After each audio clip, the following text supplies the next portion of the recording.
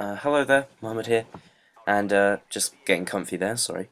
And today I've got some Black Ops gameplay here, just to act as the background for this video where I'm going to be talking about something that has sort of become a little bit sort of personal to me, which is the issue of epilepsy. Now, for those who don't know, epilepsy is described as a neurological disorder, which means that basically it's something that goes. It's something that goes wrong with the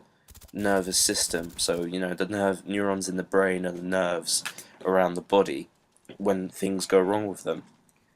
And the only reason I was sort of thinking about it recently is because I only realised last week that there was a guy in my class who's not in the school anymore,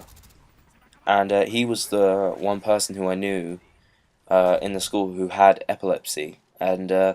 just really wanted to talk about just saying what the experience was, and there may be people out there who have relatives who have epilepsy themselves, or like me, knew someone or knows someone who has epilepsy. But obviously, but I'll just sort of giving it a few examples of how bad it was within school. To be honest, up until about until I was about 15, I think 15, and I'm guessing him as well. This guy didn't have fits that regularly. He only had like one, and but it was a little dramatic because it was during a PE lesson, and we doing this running exercise, and people thought that he'd like just got tired, but then he started shaking like and uncontrollably, and it was clear that he was having a fit, and everyone in the hall had to leave, and it caused a bit of a commotion. But the real, truly saddening and almost terrifying experience was last year during one of my lessons where he was sat next to me, and he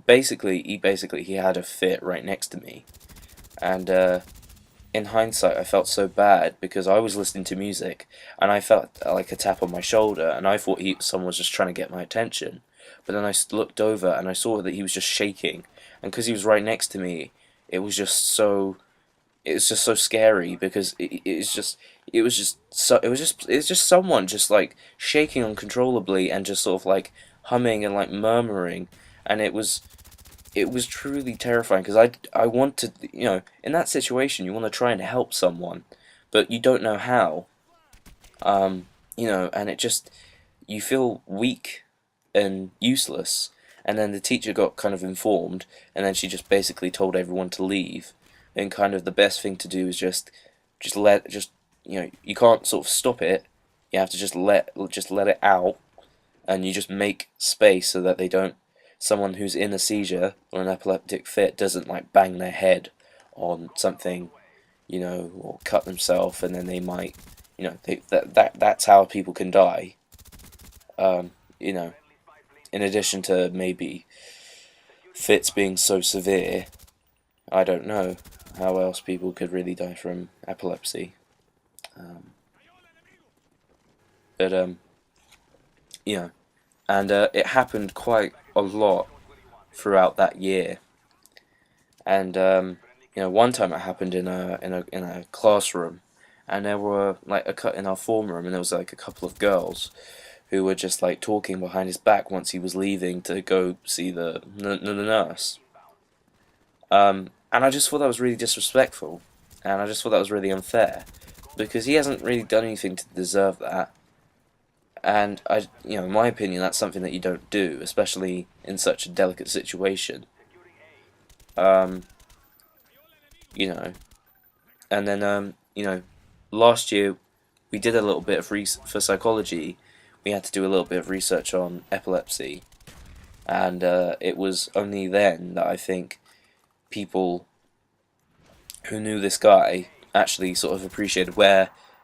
he was coming from with this, and how bad it really was. because I mean it's not just something that happens and it's just like you just smile and walk away from. It was it's it drains it seemed to have drained a lot of energy out of him because he'd have to like have like an energy drink once he'd had a fit because it how much energy it had used out of him, or just uh,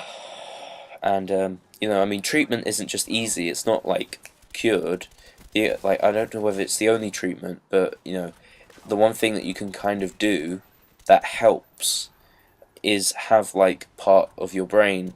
the part of your brain called the corpus callosum, which joins the two sides of your brain, the left and right hemisphere, together. The one thing that you can do to help is sever that, so that if it's not as severe if you do have a fit. So, if you know the messages are getting sent through all the neurons, they can't be passed from one side to the other. So, if there's a fit, it won't be as severe. And there's a lot of therapy and stuff that has to be done, and a lot of things that kind of, from what he kind of said, kind of had to be sort of pre-prepared for him in any sort of event. And it was once I kind of looked at all that stuff, I felt really sorry for him because and the thing that happened, because it must have been so hard to try and like maintain like a friendship, because he would just it just be he'd do his own thing, whatever, and then he'd just have a fit, and then his friend wouldn't know what to do. And to be honest, when I was sat after he had that one fit next to me, every time I was sat next to him, I was absolutely terrified I couldn't work, because I wasn't being rude,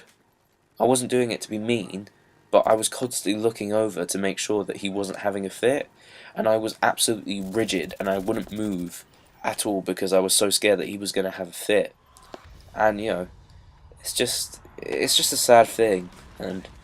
it was something that I wanted to talk about and was on my mind. So yeah, thanks so much for watching if you did, and I'll see you soon.